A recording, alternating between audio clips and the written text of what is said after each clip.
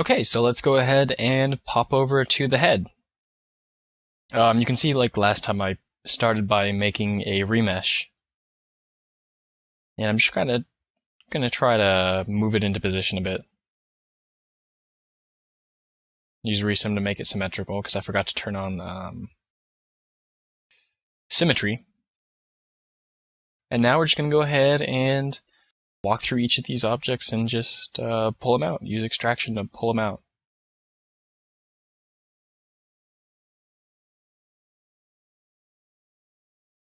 And so there we go. I'm going to group those loops. And then just use some clipping brushes to clean this up.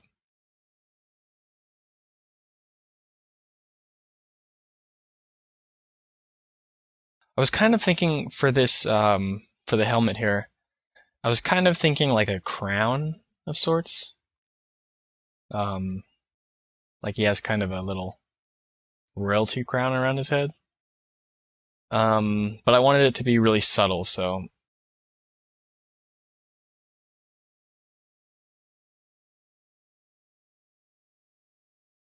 I made the protrusions kind of smaller.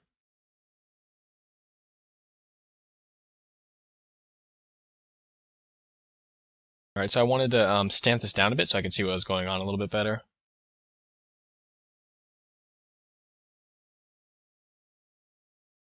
And pretty much the same process. I'm just going to go ahead and mask this off.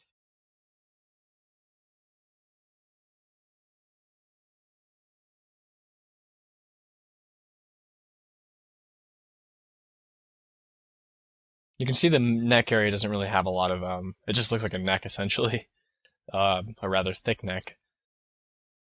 And I'm going to go ahead and add a few details in there a little bit later during the detailing phase, but as it turns out, it's not even going to be visible. There's going to be so much going on within the neck area with a lot of tubing and various other things that you're not going to be able to see it. But it was good to add it just in case. All right, so now I'm going to make this kind of horn thing, this rhino horn thing. So what I did was I hid a part of my template mesh, and then I just remeshed it so it would close itself. Because when you remesh something that has a hole in it, it'll close it. It'll bridge that geometry. And that's kind of why I wanted to use remesh, was so I didn't have a hole in my mesh. Because sometimes holes can be really annoying when it comes to smoothing. And they're just, they're quite hard to manipulate, so. Alright, so now I'm going to work on the visor right here.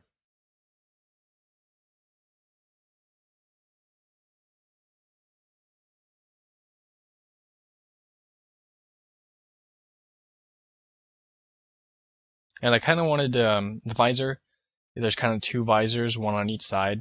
And what I wanted to do with it was kind of make it look like it would slide up into the rear in between the crown area and just the center of the head.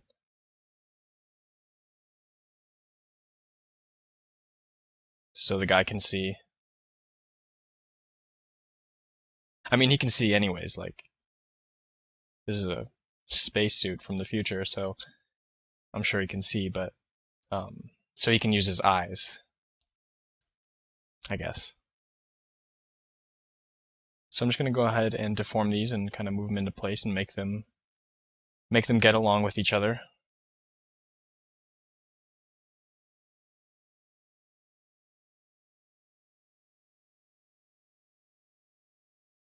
Now I'm just going to go ahead and make the mouthpiece.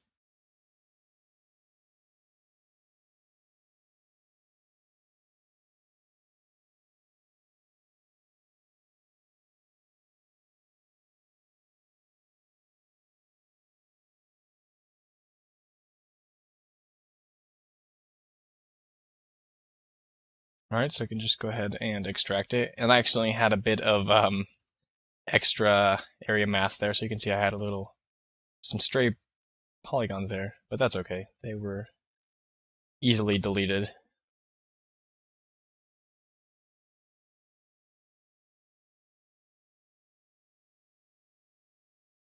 I just want to make sure everything aligns really well. That's the main thing, really, is to get everything to get along, and to make it look like they get along really well, because that's what's going to be the biggest helper in terms of this whole illusion that we've been talking about of making it look like it actually has function. So I went ahead and hid a part of my concept mesh and made another remesh so I could have back polygons. And it wasn't a mesh with holes in it. And I'm just going to go ahead and make this this chin strap. Just used a lot of clipping here.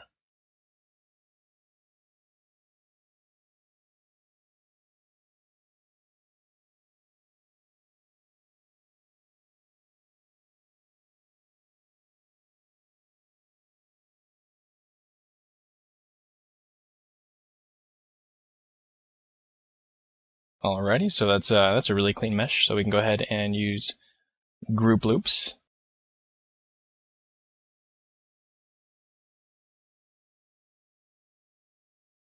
And now we're going to start working on depth.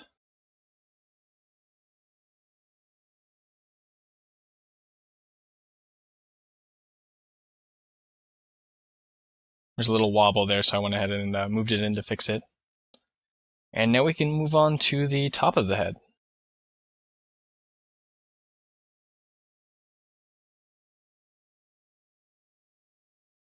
This was one of the harder meshes to integrate, but not too hard.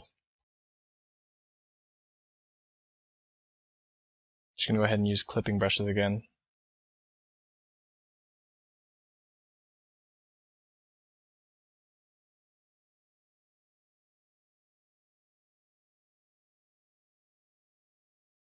Alright, so now that we have our new extracted one, we can just go ahead and clean it up.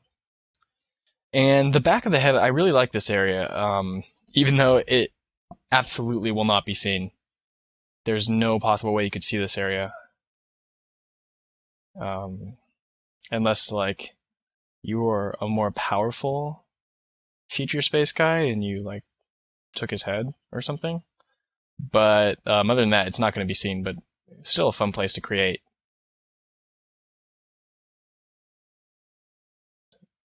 I just really like the shapes, I suppose. And so I'm just making all the meshes here. Just trying to make sure that I have everything covered so we have no see-through areas, which is always important.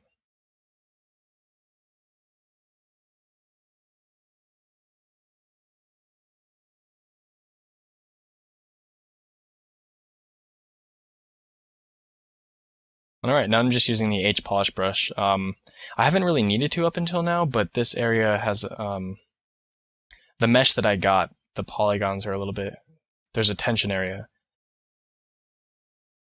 It's probably because there is a pole that has maybe either three or more than 4 edges connected to it. Alright, so I'm just going to go ahead and finish up this back area right here.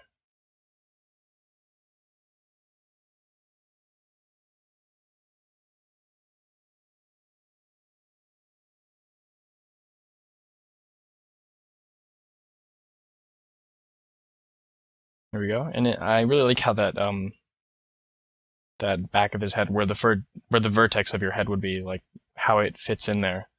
I think it really works well there.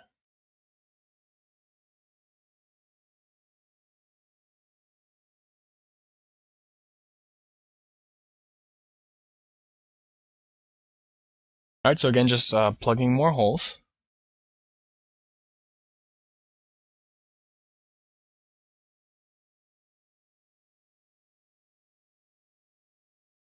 And I had to mask that side so I didn't... this clip that I just did right here would have completely messed up the other side, so... the easiest thing to do was to just hide that. And I'm trying to integrate this more to match the shapes a little bit better, so I went ahead and used just the regular standard brush to pull that out, and then the H-polish and the trim dynamic to just kind of smooth it out.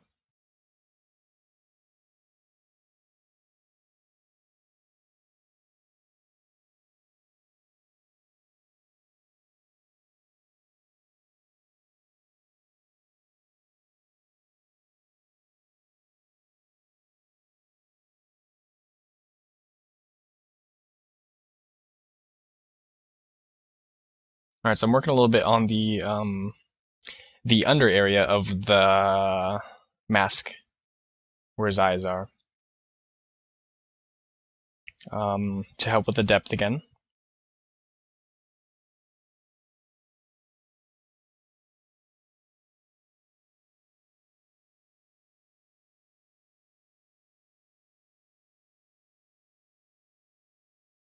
So I'm just using the H-polish brush on the edges just to clean them up a bit. I can use the clipping brushes eventually, but I didn't really, just wanted to try a new thing, I guess. Go in a different direction. Alright, so this is kind of the shape I have. So now I'm going to clip all that away. And I'm going to remesh it. Alright, so we're just going to go ahead and smooth this guy out right here. And then as far as the head goes, that's a wrap. As far as the head goes and as far as making the regular head mesh goes, that's a wrap. And yeah, alright, looks good.